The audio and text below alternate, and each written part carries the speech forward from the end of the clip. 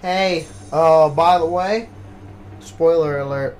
Alright, so, Avengers Endgame, holy crap, it's just, like, so much stuff goes down, alright? Everybody's brought back. Captain America, he gets to be with Peggy in the past. They go to the past. Hulk's creepy and kind of weird, I don't know, but I like it, it's kind of fun. Iron Man dies. Black Widow dies. Captain America lifts Mjolnir, and Thor gets fat for whatever reason, and it's just so good. It's really good. It's just good. I reviewed it, non-spoiler review. But if you guys like spoilers, then you know. If you've seen the movie, I'll just continue with this. I already said like everything that goes on. I really liked it when, I didn't cry, but I got really emotional when Black Widow died, because I was like, okay, I honestly thought Hawkeye was gonna die, and I thought, okay, Black Widow, she has a movie coming up, so there's no way that she's gonna die right now. Out of nowhere, she just dies, and I'm like, oh no, she died. And my dad was with me because we saw the movie together, and then he was just like, what? She died? And I was like, Dad, come on, you gotta keep up. You know, you just gotta make sure you gotta roll with the punches a little bit, you know. But it was very emotional, just knowing that these characters might not survive, and then when Iron Man died, man, I cried at that, because I was like, Iron Man, he's been around since I was like 5. He's been around since I was like 5. He was my childhood right there. I remember seeing Iron Man 1 when I was not 5. I saw it when I was like 8 or something, 8 or 9. I was like, this is so cool. He's in the suit and everything. And then I saw Avengers, the first one, like 3 years ago, and I was like, what? That's so cool. And then I saw all the other movies, and I was like, what? This is so cool, you know? And it's all amazing. And then, bam, Iron Man takes one for the team, for the entire team, okay? And he dies. And at first, I thought, wow, that's kind of sucks. But looking back at it, that was the perfect way to end his story. Like, Robert Downey Jr. will forever be known as Iron Man. Okay, there's no way he's going to be known as anything else. And him being Iron Man just kind of solidifies his role into our culture. Like, because now, people are going to remember Iron Man. They're going to be like, wow, Iron Man was the guy who died in Avengers Endgame, who sacrificed himself for the entirety of the world, for the entirety of the universe, and said, no, I'm gonna die, I'm gonna do this, and just bah! Because it was just so, that was so good. And then Captain America, he went back in time, and he got that dance with Peggy, and he lived with her, and married her and everything, and then he's still alive now, and that's a better ending than anything else so far, because just Captain America was the one character who desperately needed a happy ending, more so than anyone else, and to see that he finally got it, that he got his happy ending, it warms your heart a little bit, you know, to see that he came out on top, even though for his entire life he had been pushed down to the bottom. He missed everything about his life. He was just some soldier, and just he never was selfish. And then this one time, he just was like, no, I want to take control of my own life. I don't want to have to follow orders anymore. And he did. And then he's with Peggy, and it's amazing. It really just, that final scene where he's dancing with her, that was just, oh my god. That was just so beautiful right there. It really was. And just that one scene, that was my favorite scene. That was my favorite. That's my favorite ending to any Marvel movie ever. It was so well structured, man. It was just amazing. It really was. And I cried at it. I really did. I have this principle, okay, in movies. I call it the Andy goes to college principle, okay? Because it started with Toy Story 3, okay? You remember Toy Story 3? When did you cry, alright? A lot of people said, oh, I cried when they went into the fire. No! Nuh-uh. That's not when you're supposed to cry. You're supposed to cry when he drives away and he just leaves him there.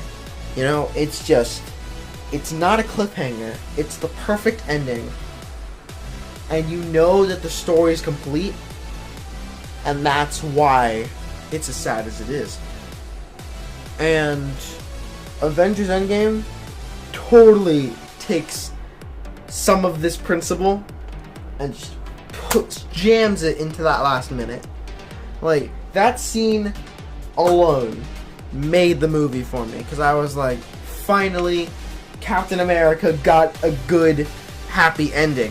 If he didn't, I would have been so mad. Like, it was either that or he died. I totally thought he was gonna die. I was like, yeah, he's dead. There's no way. Because he never really had a life to live in the first place. I thought his whole shtick thing would be, I'm gonna sacrifice myself for Iron Man's daughter. Like, to make sure that she can grow up with her dad. Which is something that he never got the opportunity to give to a child. He never got the opportunity to be a dad. So knowing that, I thought that he would sacrifice himself to save Tony. But Tony sacrificed himself to save everyone else. And then Captain America took that chance. That one chance that he needed. And honestly, I feel like this new Cap, like the old Cap went back, and now there's like super old Cap, okay? He's like 100 years old, right? But you gotta think about it. He's still got that super soldier serum running through his veins. So, realistically, you can make the assumption that, oh yeah, he's 100 years old, fine. But he could more than likely live to be the oldest man in the world ever. I feel like he can. If he looks that good when he's 100, I feel like, oh yeah, he's gonna live till 120.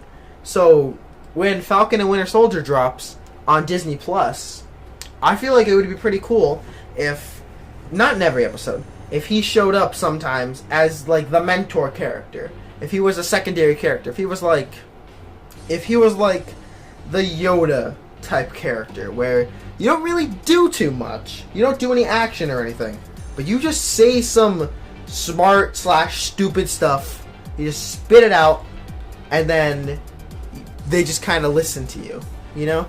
It would be cool if Captain America was just like, oh yeah, even not Captain America, he's not Captain America anymore, he's just Steve Rogers. If Steve Rogers just was like, maybe at the end of a season of Falcon and Winter Soldier, if they're dealing with a problem, they go to him, and they're like, hey, how do I deal with this problem? And then he tells them something like, you know, I'm going to tell you a story. And it would be so cool if there was like maybe an arc around stories that he told, you know, if he told certain like differences and stuff, you know. I feel like that in and of itself would just be great. I really do.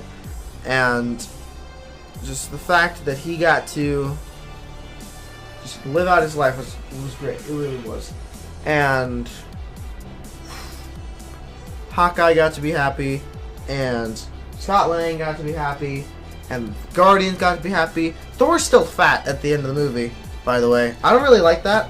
I mean, it was funny. It was hilarious when he walked out, and he's got this pot belly and everything. But I kind of thought like, oh, okay. You know, I thought once his mom talked to him when they went back to the past, I thought, okay, fine. He's gonna turn into not fat Thor, right? He's gonna like get inspired or something and not be fat no more. No, he stayed fat.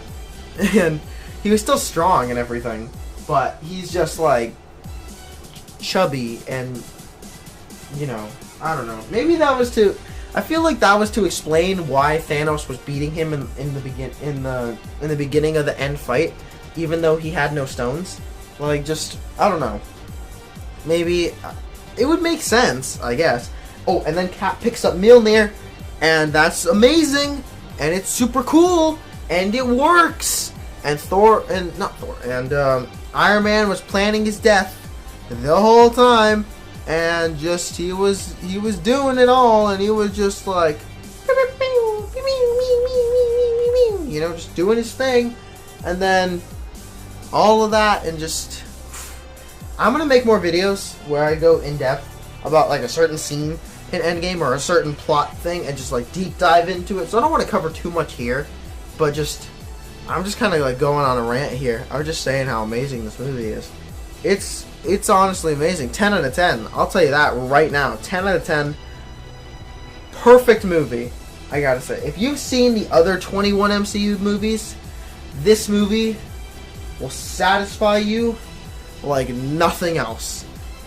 Like, you would, like, walking out of this movie theater after watching the movie, I thought to myself, wow, I could die right now, and I'd be cool with it. Because this movie just completed the saga for me. You know, this movie just showed me that, you know what? You can have a happy ending to something as terrible as everyone dying. You can end up having a happy ending. And everyone did. And I gotta say, the girl who plays Morgan Stark, she's not in the movie for too long, but she's a cute kid. I mean, she's a cute 4-year-old.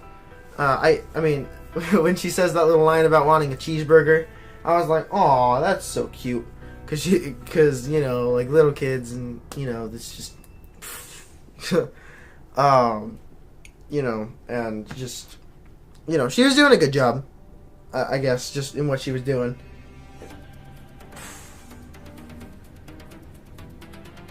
I'm trying to contain everything. I really am. Just this movie, man. This movie. So, I think I've ranted long enough. I'll see you guys in the next one. Let me know what your favorite scene was in Endgame down below, okay? And I'll see you guys next time with more Endgame content, okay? I'm gonna make sure I pump out Endgame videos. I'm gonna talk about it. I'm gonna go along with it. I'm gonna explain as much as I possibly can. I'm gonna go see it again in theaters, maybe like 2 times. I'm gonna see it at least 3 times in theaters, okay? And then when it comes out on digital, you know, we're gonna do movie nights and stuff with it. That's gonna be super fun. That's gonna be cool. Like 6-hour movie night, because you know you can't see Endgame without seeing Infinity War first.